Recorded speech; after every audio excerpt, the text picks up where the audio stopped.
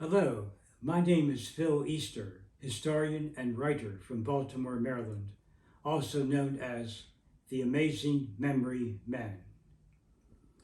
We are recording tonight on Sunday, August 20, 2023.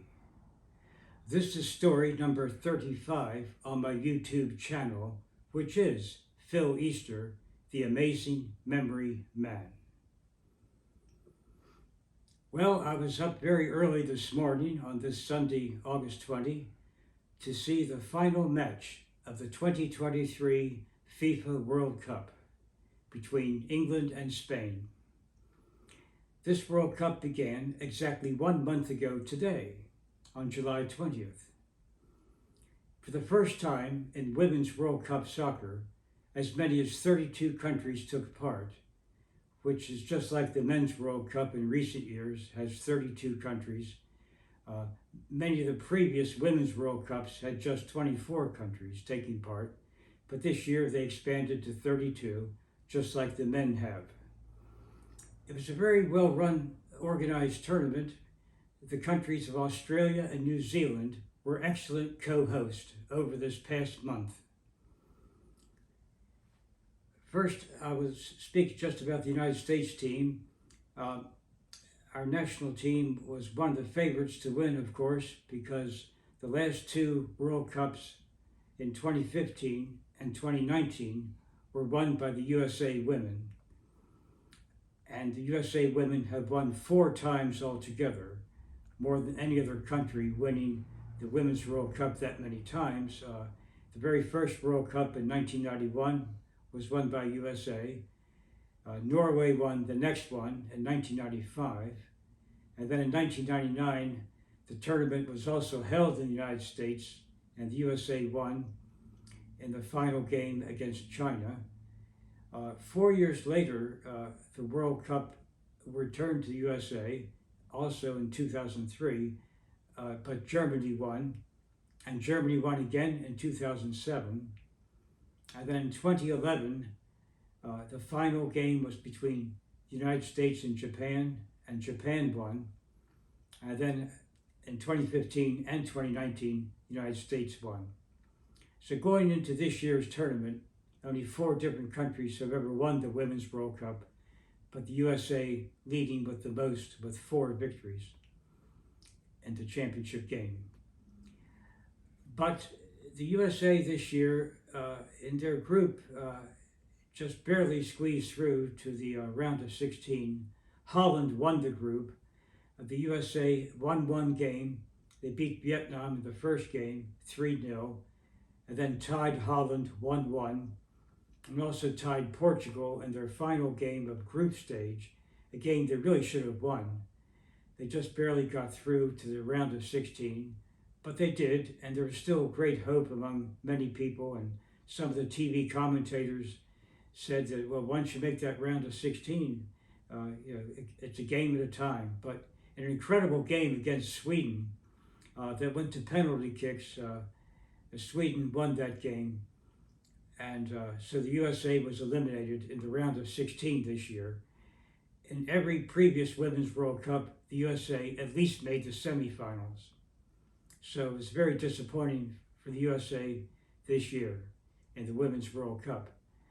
But there were many other interesting games with other countries, and I enjoyed watching the tournament. And I was rooting for England in the final today, but Spain did win, and they deserved the title. Both England and Spain were steady throughout this World Cup. Many exciting games, and I really did enjoy watching it, other than the fact that the time difference between those countries halfway around the world, and here games were like at 4 in the morning or 6 in the morning much of the time, but it was still exciting to watch as the games were going on. Today's final, Spain prevailed by a single goal by Olga Canova. She scored a goal in the first half, and no one else scored after that. So Spain are the 2023 FIFA World Cup champions. Congratulations to the Spanish team. And again, the countries of Australia and New Zealand were excellent hosts. Well, next year, the next big soccer tournament for both men and women is next year in Paris for the Olympic Games. And the Olympic Games soccer tournament, usually just 16 teams take part, I believe, for both the men and women. And that's because the Olympics have to be concluded within a 2-week period. Whereas, like all the sports, the Olympics, the whole Olympics take place roughly a 2-week period, whereas the World Cup is usually about 1 month, so many more nations can take part. I hope our U.S. ladies will regroup over the next several years and be much more prepared for the 2027 World Cup.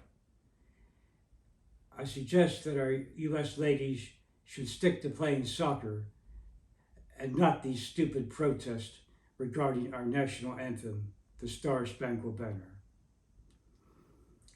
I would also like to mention that in the next few weeks, the college soccer season in the United States will be starting. The fall sports in many colleges, both American football and soccer and other sports. And I'm proud to say that here in Baltimore, the Johns Hopkins University women's soccer team are defending national champions at NCAA Division III. Last year, the Blue Jays ladies of Johns Hopkins won the national championship, and there are over 400 colleges in Division III sports in the NCAA.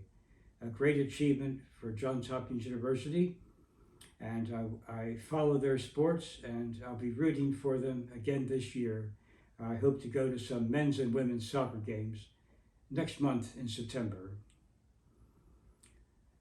The Women's World Cup, gaining more attention every time it's held. More people are watching the Women's World Cup of soccer, and it's a great sport for girls and young ladies to play. It's become very popular in the United States and other countries too. For so long, much of the world seemed to be interested much more in men's soccer, but I'm glad to say in recent years, women's soccer is becoming much more popular as well. This is Phil Easter, the amazing memory man. We'll see you next time, another story on another subject. Thank you and good night.